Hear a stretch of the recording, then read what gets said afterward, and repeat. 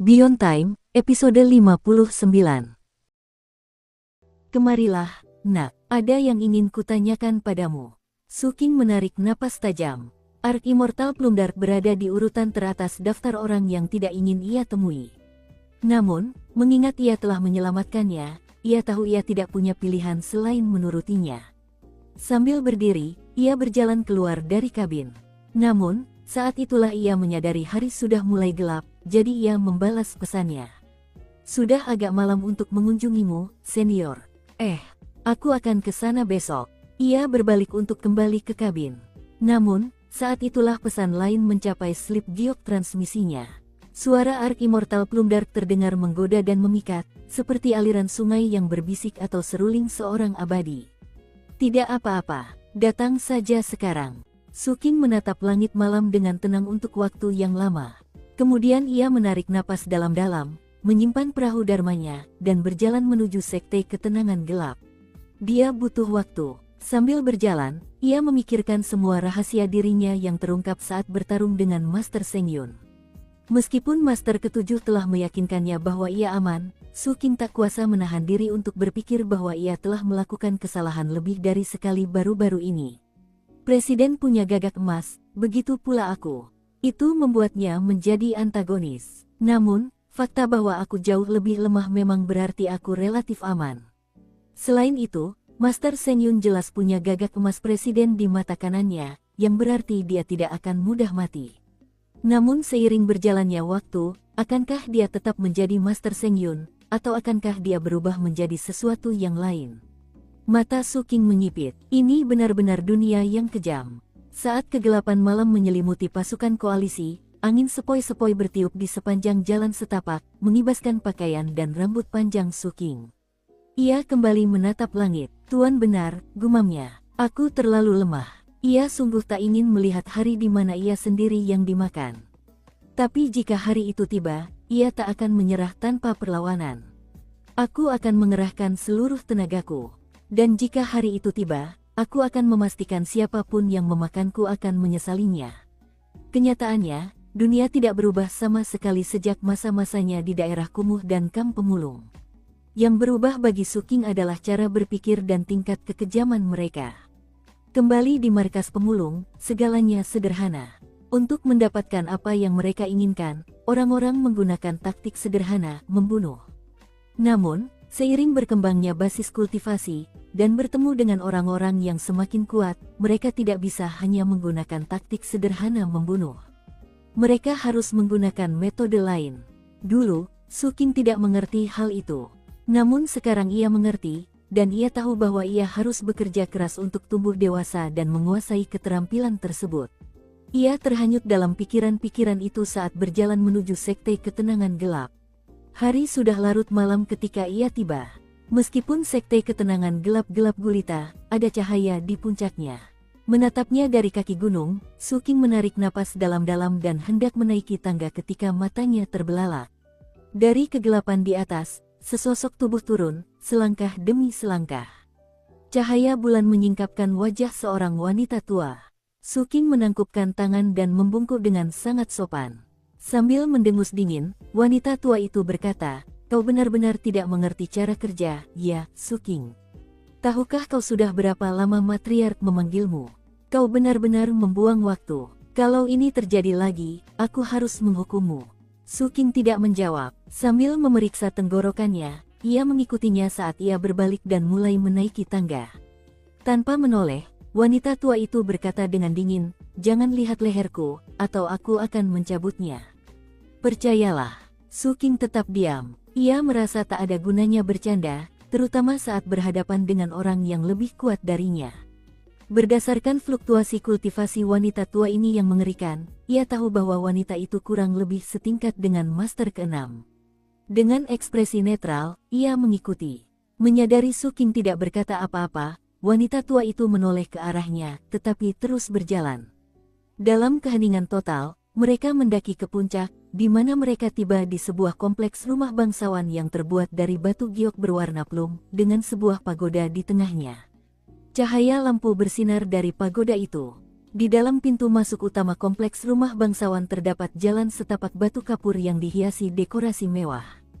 Ada paviliun-paviliun kecil di sana-sini, dan para dayang sibuk mengerjakan berbagai tugas. Mereka semua muda dan menarik, bahkan menggoda, dengan kulit seputih salju. Saat Suking berjalan di jalan setapak, banyak dayang menatapnya dengan rasa ingin tahu.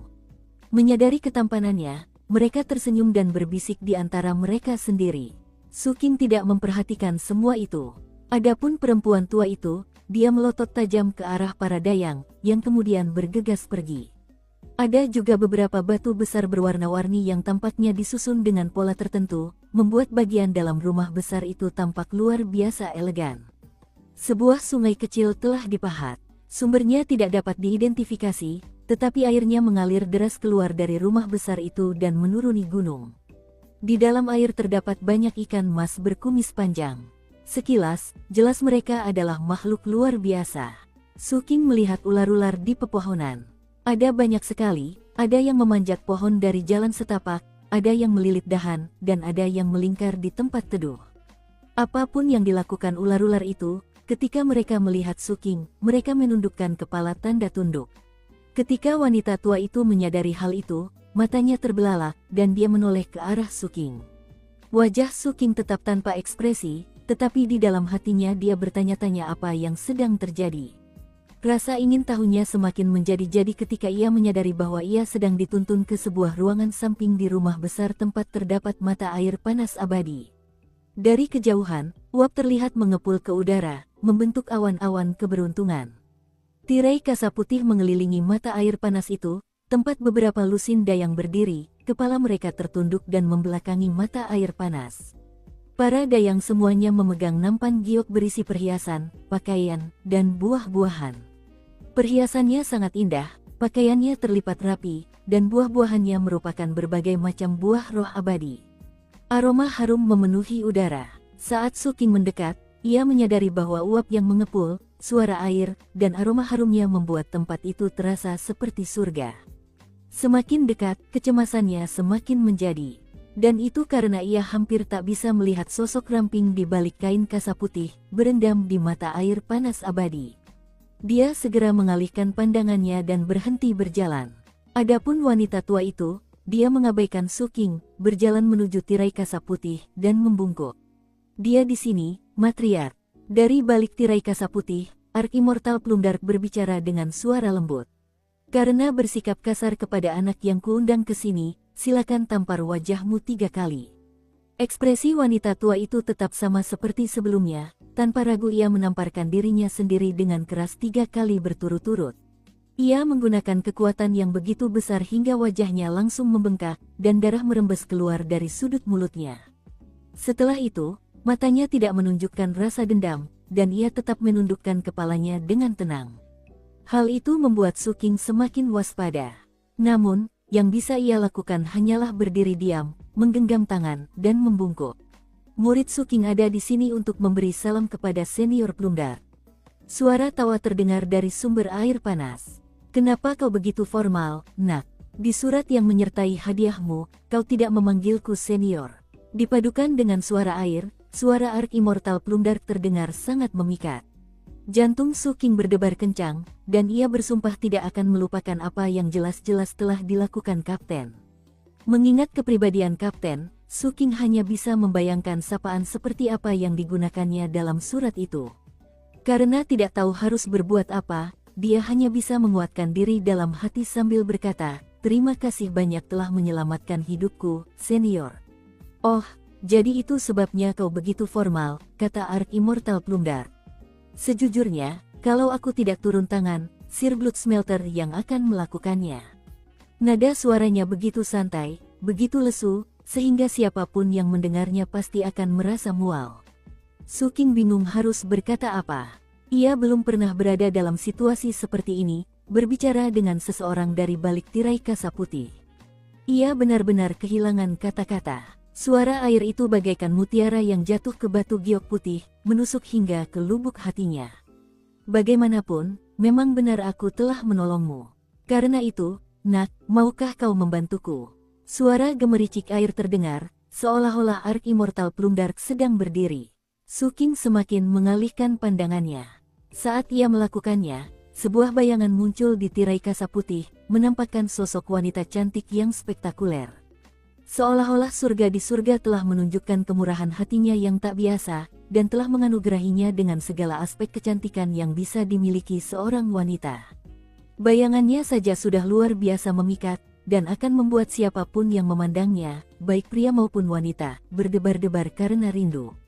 Kakinya yang panjang dan ramping meninggalkan mata air panas abadi, dan kain kasa putih berkibar, membentuk pakaian di sekelilingnya.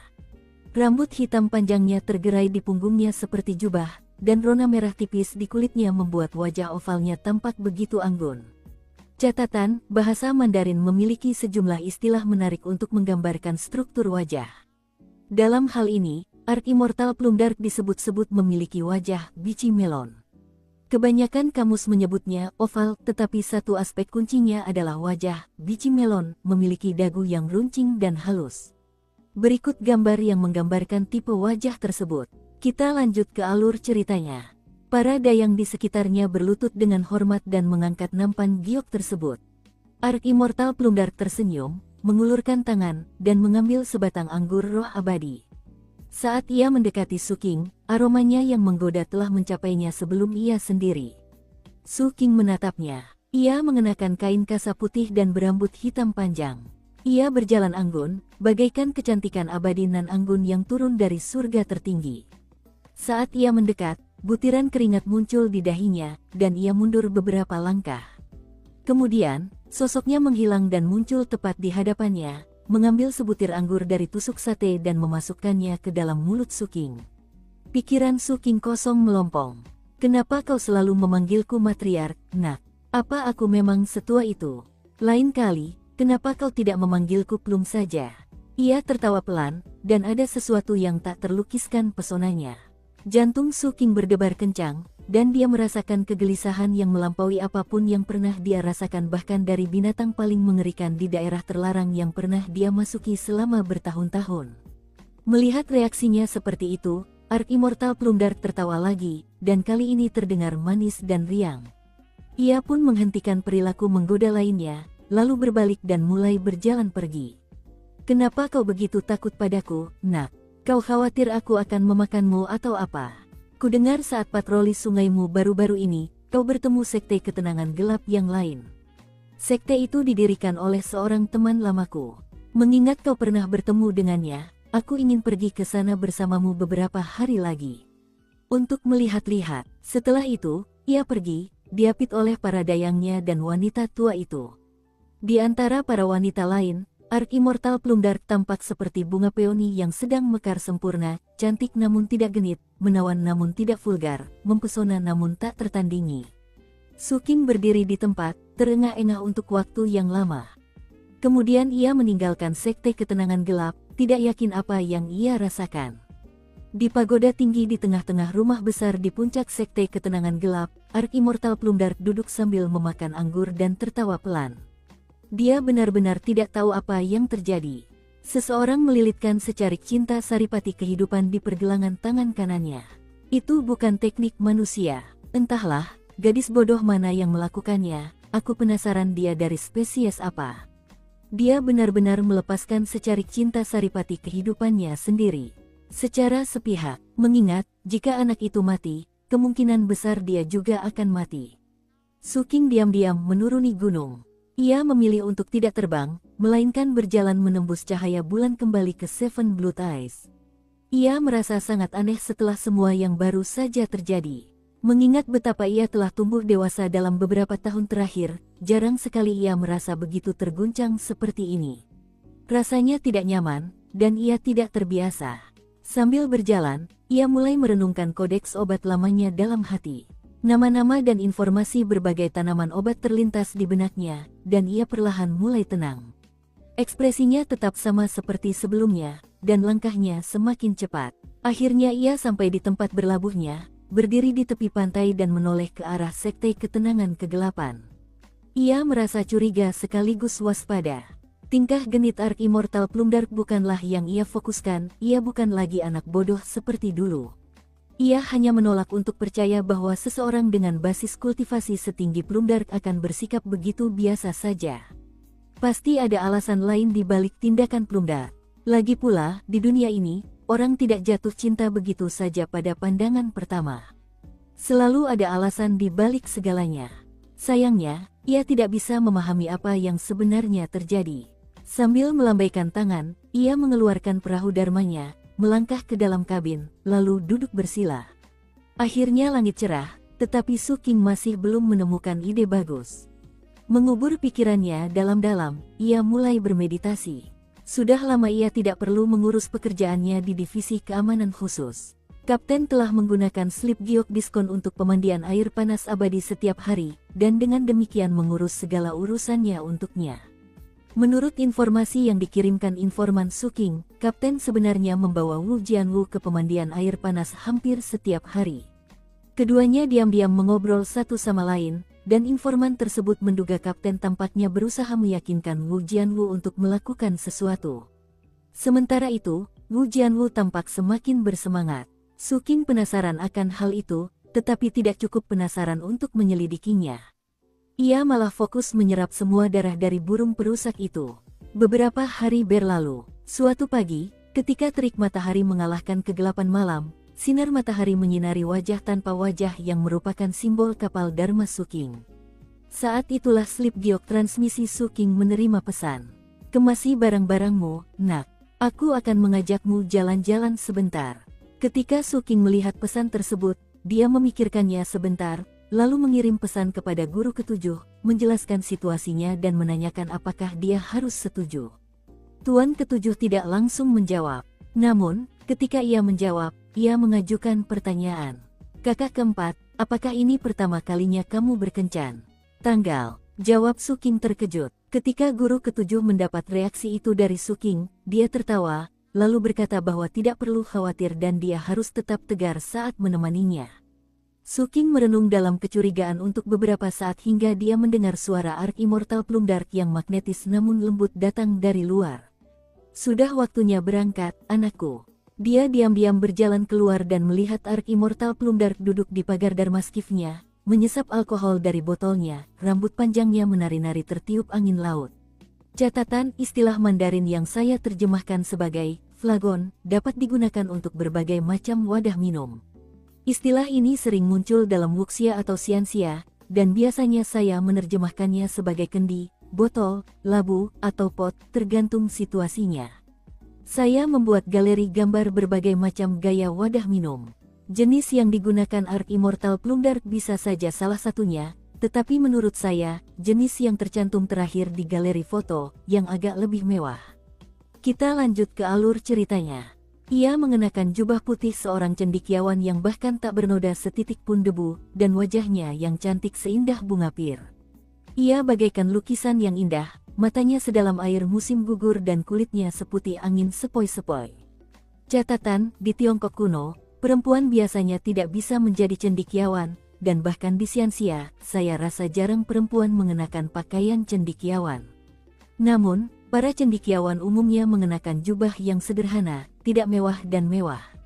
Dan jelas tidak terbuka. Ketika saya bertanya kepada Madame Deadblade tentang hal ini, beliau membenarkan bahwa Ark Immortal Plumdark jelas tidak berpakaian rapi untuk kencan ini, melainkan berpakaian santai. Mengenai alasannya, silakan simpulkan sendiri. Saat mencari pakaian cendekiawan perempuan di Baidu, saya menemukan gambar ini yang sepertinya referensi yang bagus. Seperti yang bisa Anda lihat, tidak ada perhiasan, hiasan mewah, atau hal-hal yang terbuka. Kita lanjut ke alur ceritanya. Merasakan kehadiran Su King, ia menurunkan botol air dan berbalik menatapnya. Tepat pada saat itu, seberkas sinar matahari menembus rambutnya, membiaskan cahaya 7 warna yang membuatnya semakin cantik. Yang paling menarik perhatian adalah pesona dan keanggunan yang mendalam di pupil matanya saat tatapannya jatuh pada Su King. Bibirnya melengkung membentuk senyum tipis. Senyumnya berbeda dari senyumnya sebelumnya, yang bagi Su King tampak seperti seringai predator yang sedang memburu mangsa.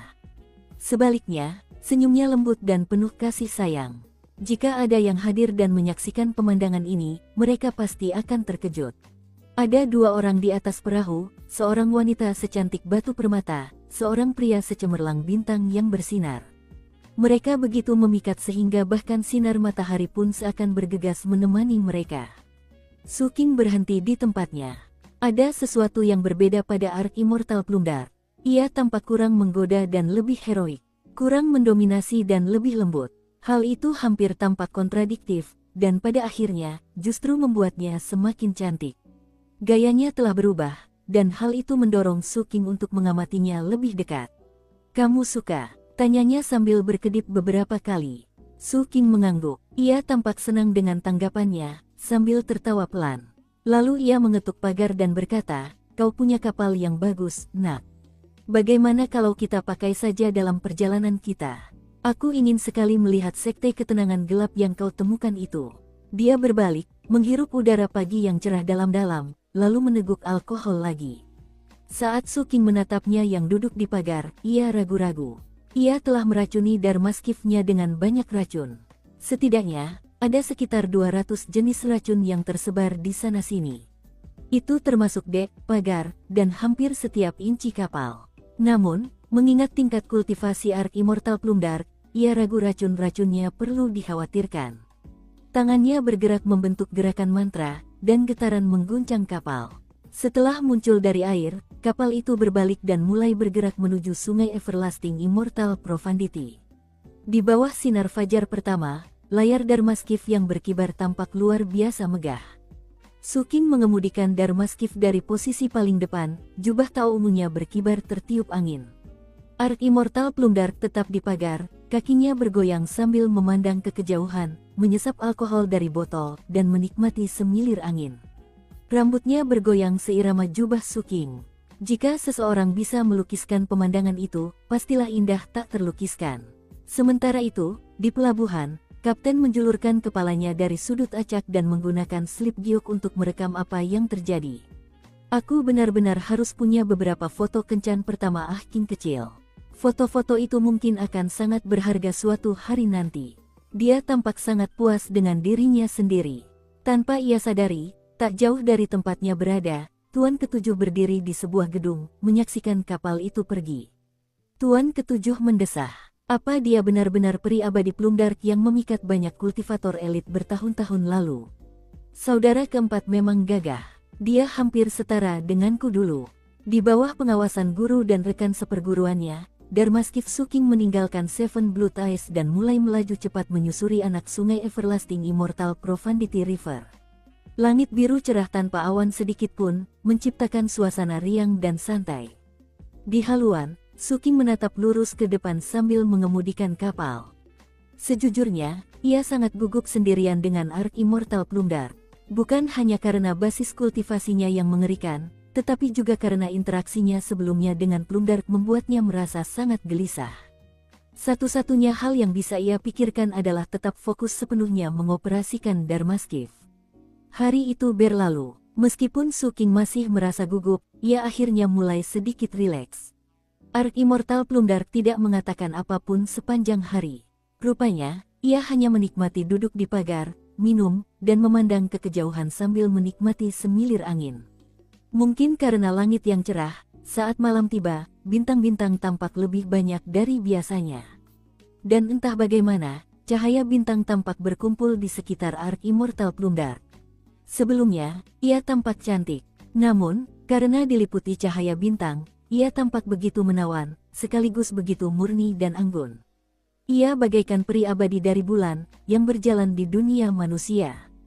Kecuali, peri abadi ini tiba-tiba tampak kehilangan pesona atau kehangatan.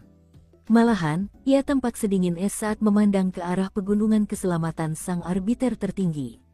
Su King memperhatikan hal itu, dan mengikuti tatapannya.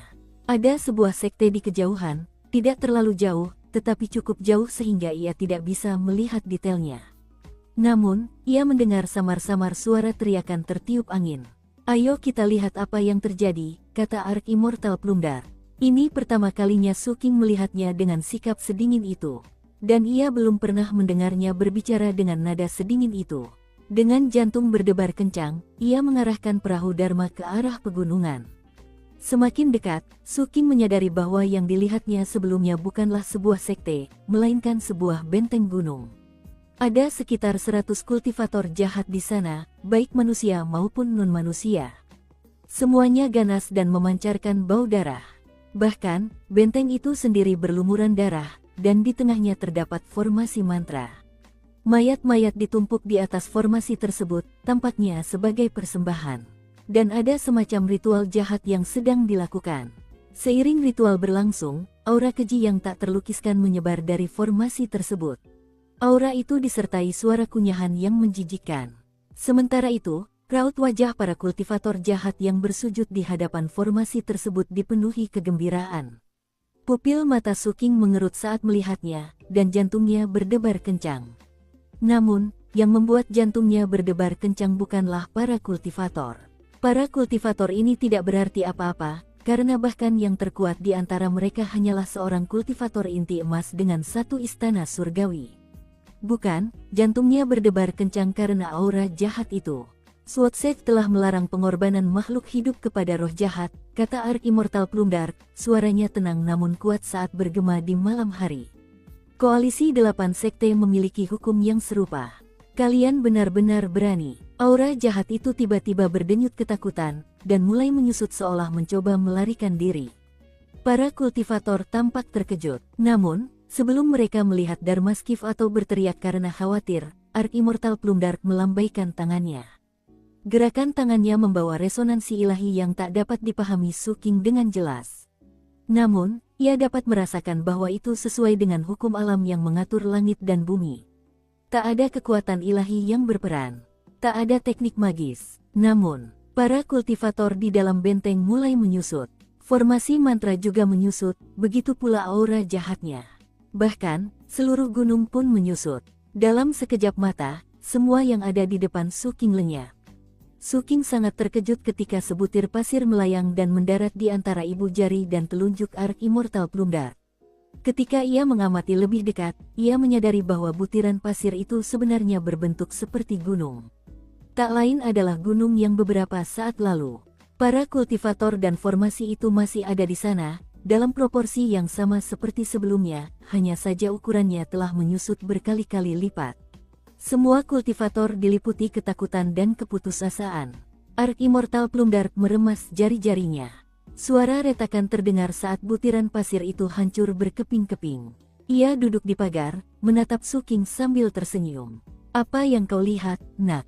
Ayo kita lanjutkan. Tetaplah di pegunungan. Aku ingin menikmati pemandangan. Senyumnya mampu mencairkan es terdingin sekalipun, dan mengandung resonansi ilahi yang melampaui cahaya bulan.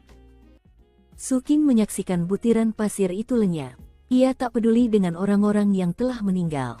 Sebaliknya, ia terguncang oleh apa yang mampu dilakukan oleh para kultivator Void Returning.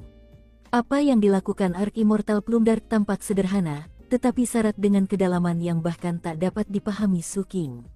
Sambil menarik napas dalam-dalam, ia memandang ke bawah, ke pegunungan keselamatan arbiter tertinggi, tempat gunung itu dulu berada.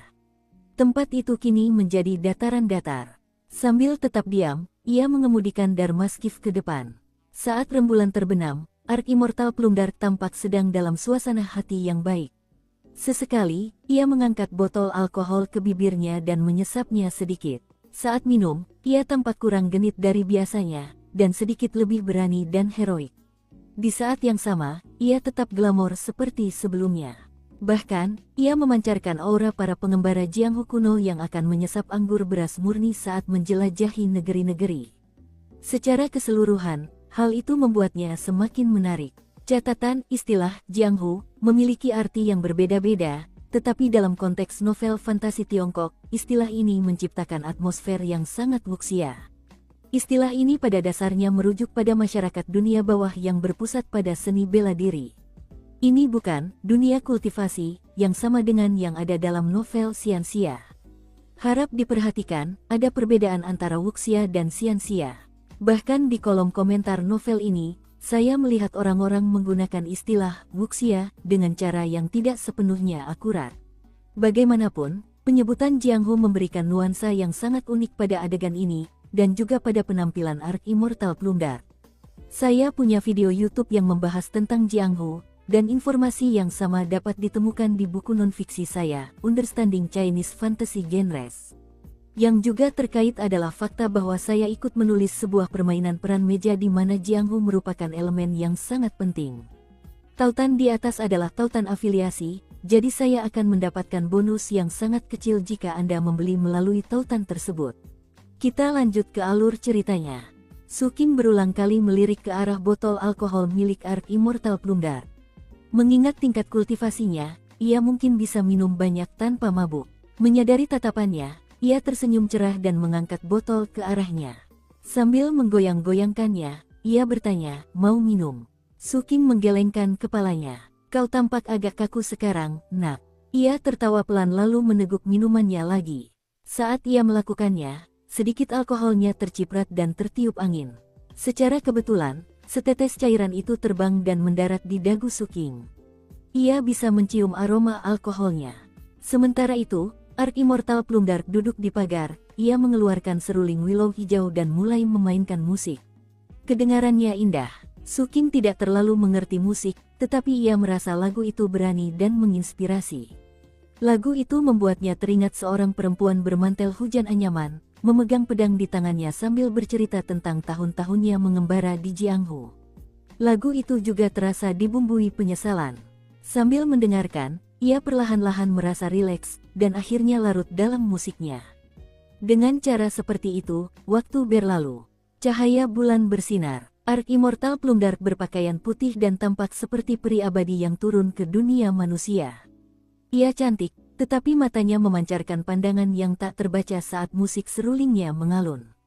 Pegunungan dan angin menjadi teman yang serasi untuk lagu itu.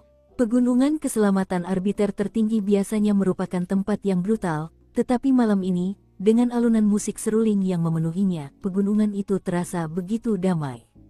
Seolah-olah langit dan bumi hanya berisi Ark Immortal Plum-Dark.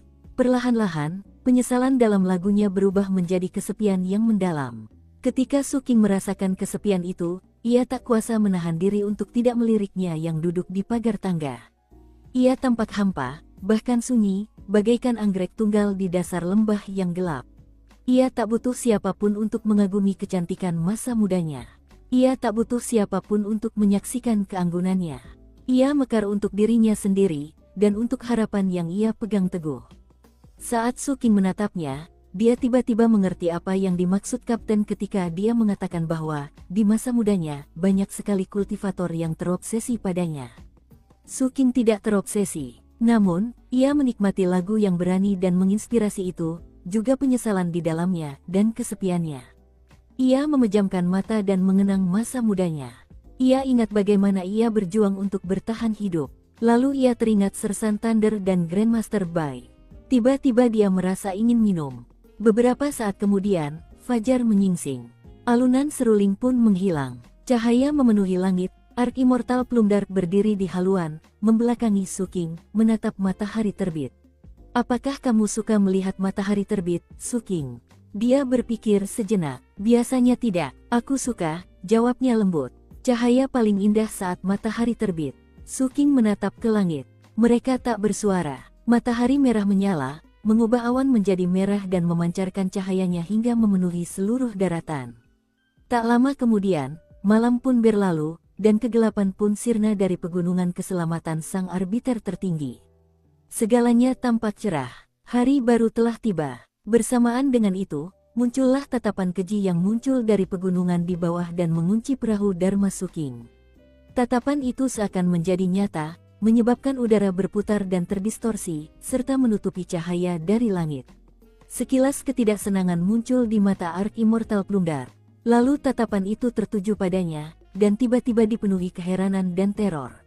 Ia langsung lari. Sayangnya, ada konsekuensi yang harus ditanggung karena mengganggu Ark Immortal Plum-Dark.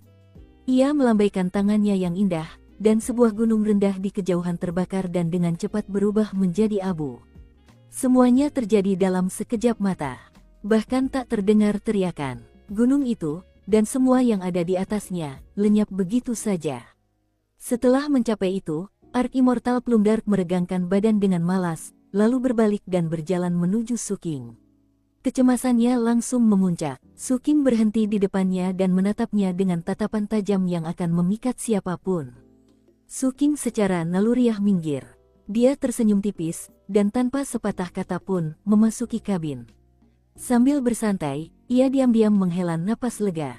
Sejak meninggalkan sekte, waktu terasa berjalan sangat lambat. Dengan mengirimkan kekuatan dasar kultivasinya ke dalam Dharmaskiff, ia memanfaatkan keilahian kapal, memberinya kecepatan lebih saat melaju. Hari berlalu dan malam pun tiba. Seperti sebelumnya, Ark Immortal Plumdark duduk di pagar sambil minum dari kendi dan memainkan serulingnya. Musik itu menambah suasana Jianghu, dan ketika alunan musik yang tenang itu memasuki telinga Suking, ia menyadari bahwa, meskipun itu lagu yang sama yang telah lama ia dengarkan malam sebelumnya, ia sangat menikmatinya. Malam itu berawan, dan tak ada bulan. Sesekali terdengar guntur yang teredam. Sepertinya akan turun hujan. Ark Immortal Plumdark akhirnya berhenti bermain dan minum. Tiba-tiba, Suking tidak dapat menahan diri untuk bertanya, "Senior, apakah lagu itu punya nama?" "Kau suka?" tanyanya sambil meletakkan botolnya. Ia menatapnya, matanya dipenuhi getaran ilahi yang samar. Dia mengangguk. "Bisakah kamu bermain seruling?" Dia menggelengkan kepalanya. "Aku akan mengajarimu." Dia melompat dari pagar dan berjalan ke arahnya, dan sebelum dia sempat bereaksi, dia sudah ada di sana, memegang seruling Willow. Ia menerimanya dengan ragu. Lalu wanita itu melangkah ke belakangnya, memeluknya, dan meletakkan tangannya di atas tangan pria itu. Saat kulit wanita itu menyentuh kulitnya, ia menggigil dari ujung kepala hingga ujung kaki. Saat mereka berdiri bersama, ia mencium aroma parfum wanita itu, dan aromanya membuat keringat mengucur di dahinya. Tiba-tiba, ia menyesal tidak menanyakan judul lagu itu. Seruling itu punya 12 lubang. Letakkan tanganmu di kedua sisi dan pegang di sebelah kirimu. Suaranya yang manis dan memikat berdesir di benaknya, dan dia bisa merasakan napasnya di lehernya saat dia membantunya mengangkat seruling. Catatan, jenis seruling yang dijelaskan di sini, jika ditransliterasikan, adalah dizzy. Anda dapat menemukan berbagai detail tentangnya di artikel Wikipedia. Setahu saya, jenis seruling ini biasanya memiliki tidak lebih dari 9 lubang jari. Jadi, versi di sini mungkin semacam jenis siansia fantasi, atau mungkin ada sesuatu yang saya tidak mengerti tentang bagaimana seruling ini disusun. Saya yakin sebagian besar dari Anda tahu seperti apa suara jenis musik ini, tetapi sebagai referensi, berikut video YouTube dengan aransemen yang bagus dari sebuah lagu yang cukup terkenal. Setelah saya pikirkan, video itu cocok untuk musik latar bab ini. Kita lanjut ke alur ceritanya. Ia memperhatikan postur dan sudut serulingnya dengan saksama, hingga ia merasa sangat kaku hingga tak bisa bergerak. Setelah semuanya sempurna, ia menempelkan seruling itu ke bibirnya. "Perhatikan, nak, jangan teralihkan. Sekarang, aku ingin kau meniup seperti ini." Ia merasakan napas hangatnya saat berbisik di telinganya. Ia semakin kaku, dan begitu cemas hingga jantungnya berdebar kencang. Setelah beberapa tarikan napas tanpa melakukan apapun, ia memaksakan diri untuk sedikit rileks. Lalu, sesuai instruksinya, ia mengembuskan napas pelan. Suara yang memekakkan telinga keluar dari seruling. Ark Immortal Plumdark tertawa. Berjalan keluar dari belakangnya, dia mengulurkan jari manisnya dan meletakkannya di atas salah satu lubang jari. "Begitu," katanya, menatap Suking dengan bibir merahnya yang melengkung membentuk senyum tipis. Kulitnya begitu putih hingga tampak akan rusak oleh angin, dan ia begitu cantik sehingga, berada sedekat ini dengannya, Suking, untuk pertama kalinya dalam hidupnya, merasa pikirannya kosong sepenuhnya. Tiba-tiba, gemuruh guntur menggelegar, dan hujan mulai turun. Saat menghantam pertahanan perahu Dharma, terdengar suara gemerincing yang membuat Suking menggigil lalu mundur beberapa langkah. "Terima kasih banyak, senior. Saya mengerti sekarang. Kedepannya, saya rasa saya akan mencari tahu sendiri." Ia tertawa pelan. Sepertinya ia senang melihat Suking segugup ini. Ia menepi, duduk, meletakkan dagunya di telapak tangannya yang ditangkupkan, dan menatapnya. Sambil menarik napas dalam-dalam, ia duduk bersila dengan serulingnya. Menutup mata, ia merenungkan dalam hati apa yang telah diajarkan ibunya. Kemudian ia membuka mata dan mencoba lagi. Kali ini, suara yang keluar dari serulingnya tidak memekakkan telinga. Malahan, lebih seperti rengekan. Jelas tidak terdengar indah. Dia tersenyum. Santai saja, nak, nggak perlu terburu-buru. Waktu berlalu perlahan tapi pasti. Hujan turun deras dan sesekali terdengar guntur. Tatapan Ark Immortal Plumdark tetap tertuju pada Suking, dan seiring waktu, tatapannya semakin lembut. Sesekali, ia akan memberinya nasihat tentang seruling. Suking menenangkan diri, dan akhirnya asyik memainkan serulingnya. Menjelang fajar, hujan berhenti. Ia tidak begitu mengenal lagu itu, dan ketika dimainkan, terdengar dipaksakan. Namun, menjelang matahari terbit, musiknya menggema ke segala arah. Saat Dharmaskiff terbang melintasi pegunungan keselamatan arbiter tertinggi, lagu itu melayang ke tepi sungai kedalaman abadi-abadi. Di sana, saat para manusia menyeka air hujan dari tubuh mereka yang dirusak mutagen, sesuatu bergejolak di mata kosong mereka, dan mereka menatap langit. Sepanjang malam, tatapan Ark Immortal Plumdark tetap tertuju pada Suking. Namun kini, ia tiba-tiba mengalihkan pandangannya ke arah tepi sungai dan para manusia. "Tunggu sebentar," katanya lembut. Ia berdiri, melompat dari perahu Dharma, lalu melayang ke tepi sungai. Ark Immortal Plumdark adalah sosok terindah yang pernah dilihat manusia. Ketika mereka memandangnya, mereka tak kuasa menahan gemetar karena malu akan rendah diri mereka. Ini jelas bukan pertama kalinya Ark Immortal Plumdark melakukan hal seperti ini, dan ia tahu bagaimana harus bereaksi. Senyumnya berubah menjadi sangat hangat dan lembut, dengan cepat menghilangkan rasa gelisah para manusia. Melangkah ke tepi sungai, ia berhenti di depan seorang gadis kecil yang sedang terengah-engah. Tubuh gadis itu setengah membusuk akibat mutagen yang mengisinya, dan ia memancarkan bau busuk. Cahaya masa mudanya masih berkelap-kelip di matanya, tetapi perlahan memudar menjadi kegelapan. Ark Immortal Plumdark, dengan jubah putih bersihnya, berlutut di samping gadis itu.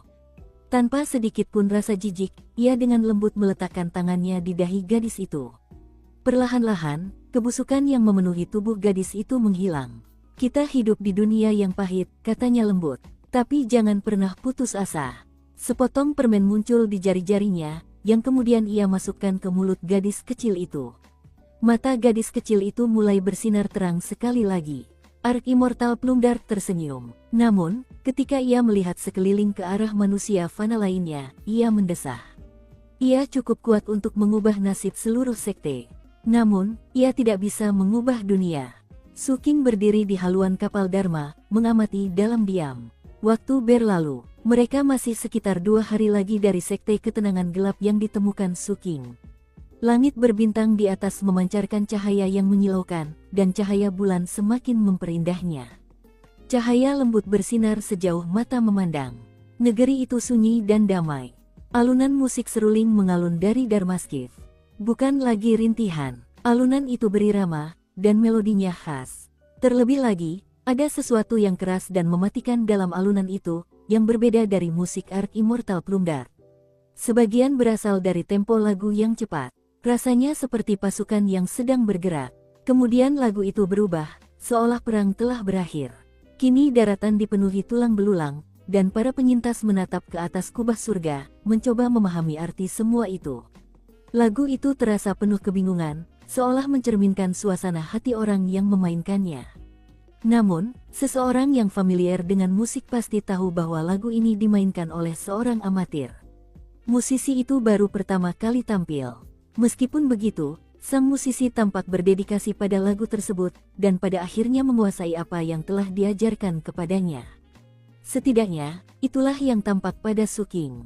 Ia mengenakan jubah tao ungu bersulam emas, dan memegang seruling willow hijau zamrud sambil duduk bersila di dek. Rambut hitamnya berkibar tertiup angin dan cahaya bulan. Alisnya yang tajam, mata yang penuh pertimbangan, dan ekspresi muramnya, ditambah dengan cara bibirnya yang menggantung tepat di atas seruling, membuatnya tampak mempesona. Dan jari-jarinya yang panjang dan ramping saat memainkan seruling akan membuat siapapun yang melihatnya akan berdecak kagum melihat betapa tampannya ia. Ark Immortal Plumdark berbaring di dipan yang terbuat dari kayu roseklut berusia 1000 tahun. Kepalanya bersandar di tangannya saat ia menatap Suking yang asyik memainkan serulingnya. Ia tampak sangat gagah, tetapi saat ia terus bermain, tatapan yang tidak biasa muncul di matanya. Tatapan itu semakin kuat seiring nyanyiannya yang semakin tak menentu. Ia menutup mata dan berhenti bermain. Bagi Suking, mempelajari seruling bagaikan batu asah yang luar biasa sulitnya. Ia belum pernah melakukan hal seperti itu, dan tidak yakin bagaimana cara mengatasinya. Selain bermeditasi, ia fokus sepenuhnya pada belajar dan berlatih. Suking selalu menghargai pembelajaran. Misalnya, setelah Master Ketujuh mengajarinya bermain Go, ia sering meluangkan waktu untuk merenungkan apa yang telah dipelajarinya. Ia pun kini semakin menghargai apa yang diajarkan Ark Immortal Plumdark tentang musik seruling.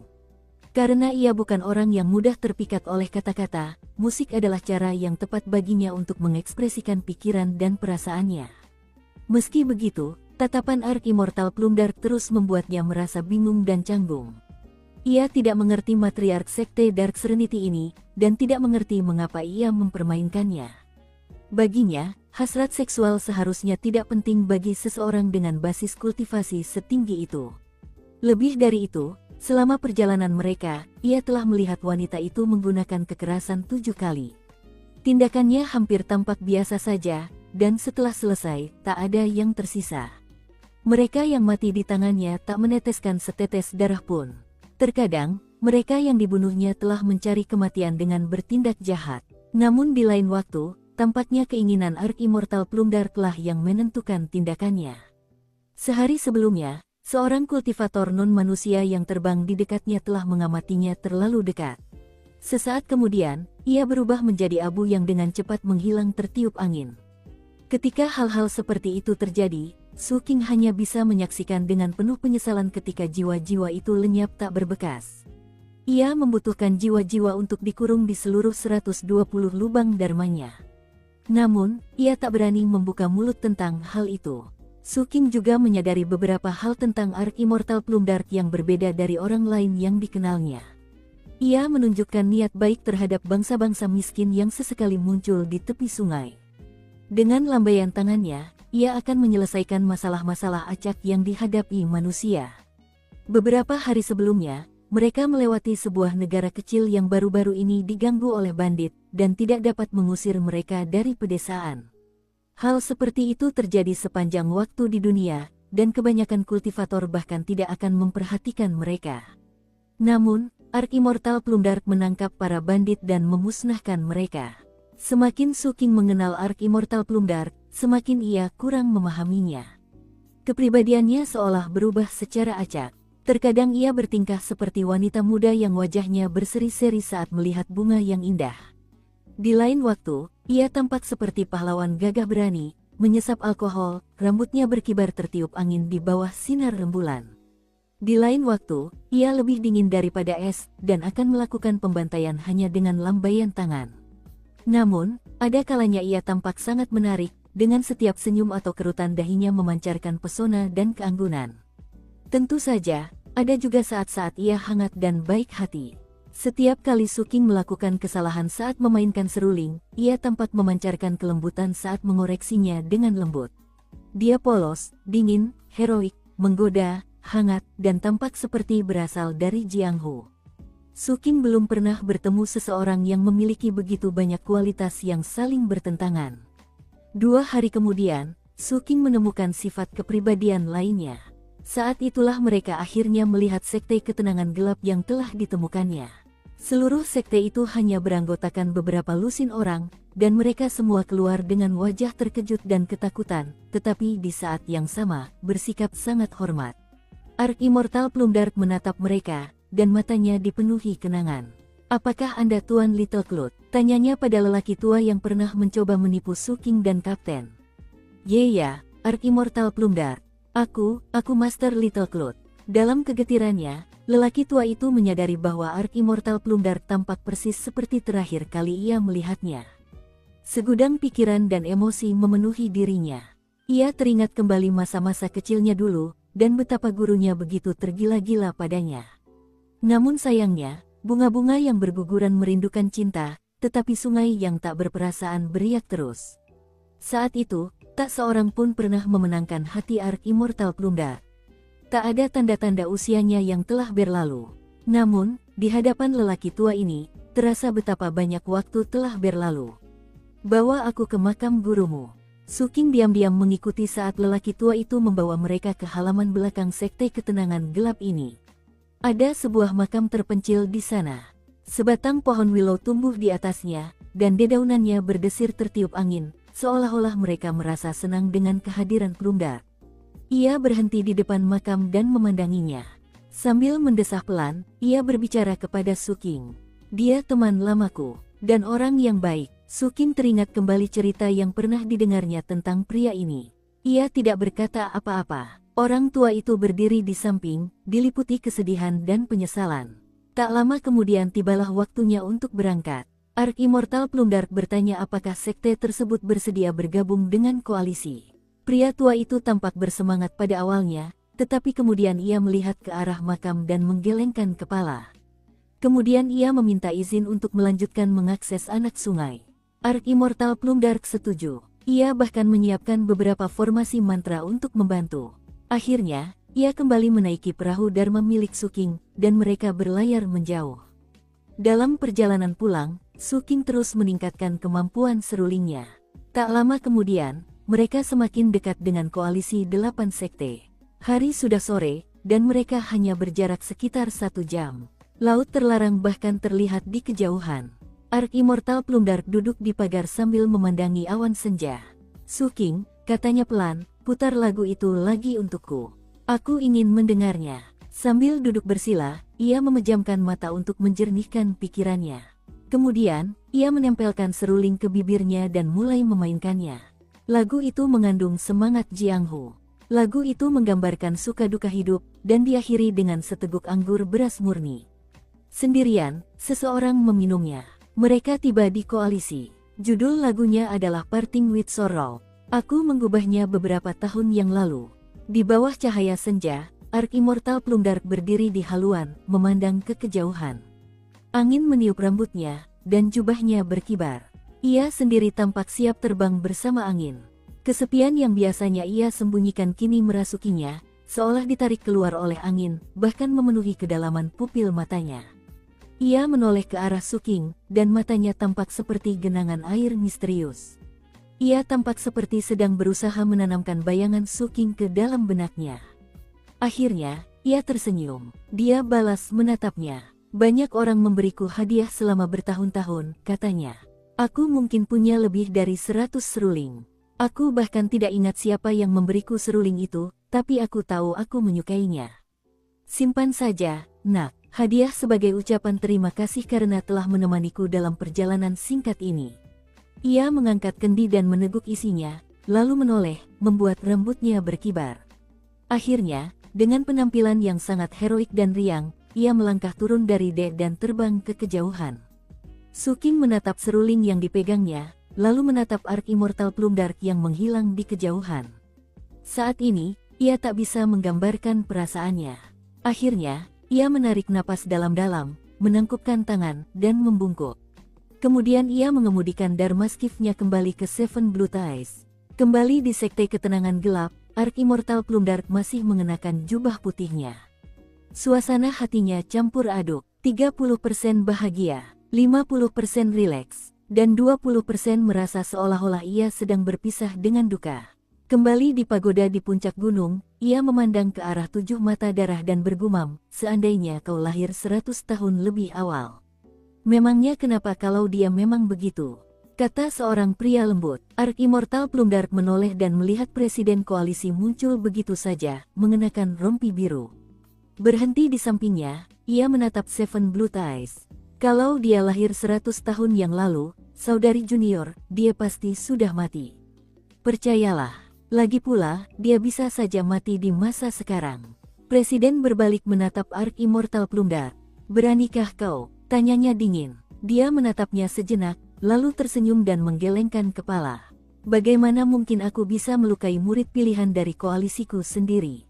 Meskipun begitu, saudari junior, jangan lupa bahwa meskipun aku takut pada jiwa kehidupan yang ditinggalkan guru untukmu, umurmu hampir habis. Jika kau menemukan cahaya yang kau cari sekarang, itu akan sangat tragis. Setengah dari siklus 60 tahun akan berlalu tanpa kau sadari. Jika dia tidak mencapai level Spirit Trough, kau tidak akan bisa berlatih kultivasi bersamanya dan memperbaiki daomu. Dan itu berarti, pada akhirnya, kau harus memilih antara hidup dan mati. Saya akan kembali bulan depan untuk bertanya lagi. Sambil tersenyum, Presiden Koalisi 8 Sekte menghilang.